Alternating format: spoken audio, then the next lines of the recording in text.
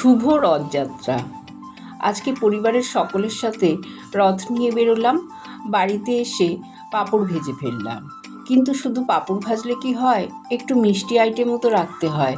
তাই বানিয়ে ফেললাম আমের মালপোয়া। আমগুলোকে স্লাইস করে কেটে মিক্সিং জারে দিয়ে আমের পাল্প বের করে নিলাম। একটা বড় বোলের মধ্যে আমি মালপোয়ার ব্যাটারটা গুলে নিলাম। সুজি, ময়দা, মৌরি, অল্প চিনি দিয়ে শুকনো উপকরণগুলো মিশিয়ে নিলাম। তারপরে দুধ দিয়ে দিলাম আর আমের পাল্পটাও মিশিয়ে দিলাম এই ব্যাটারের মধ্যে। ভালো করে দুধ দিয়ে ব্যাটারটা গুলে কিছুক্ষণ রেখে দিলাম। একটা ফ্রাইং প্যানে শিরাটা বানিয়ে নিলাম। 1 কাপ চিনি 1 কাপ জল দিয়ে একটা শিরা বানিয়ে নিলাম। তার মধ্যে দিয়ে দিলাম 2টো এলাচ আর কেশর। ভালো করে চিনির শিরাটা হয়ে গেলে নামিয়ে নিলাম। এদিকে ব্যাটারটাও সেট হয়ে গেছে। ফ্রাইং প্যানে বেশ কিছুটা রিফাইন তেল গরম করে 1 হাতা করে ব্যাটার দিয়ে 2 পিঠ লাল লাল করে ভেজে তুলে নিলাম।